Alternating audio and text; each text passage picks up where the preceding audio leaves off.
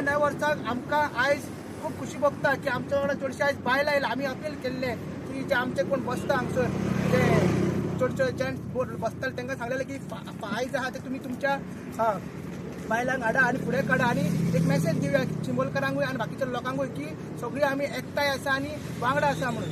पण आमी शॉक जाता सकाळी पळोवन की जे आमचे 3 हडन चडलेले आसा आमच्या आवयचे ते चालूच आसा. आनी ताका लागून जो हंगर स्ट्रायक आमी चिंतला जो आमी फुडें व्हरतलो तो आमचोय चालूच उरतलो. थोड्यांनी प्रतिक्रिया दिली काल आमी लासले म्हणून तो बंद जाता. लोकांक सांगून होता ते हंगर स्ट्रायक बी आमचें कांय बंद जावंक ना.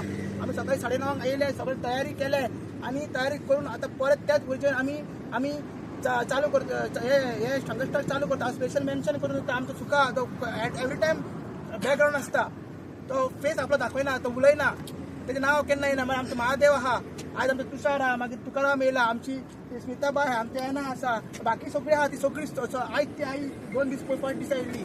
आयज आमची ती माय ना. हे सदां आमचो माधव जालो, आमचो महेश जालो, आमचो रोहीत, मागीर दुर्गेश हे सदांच बॅकग्रावंड आसता, ते उलयना. तांकां पळोवन आमकां एक उर्जा येता, तांकां पळोवन आमकां सपोर्ट मेळटा. आनी आयज जी बायलां येयला ती उलयतली, तुमकां सांगतली कशें हें जी तयार कशी इम्पॉर्टंट आहा.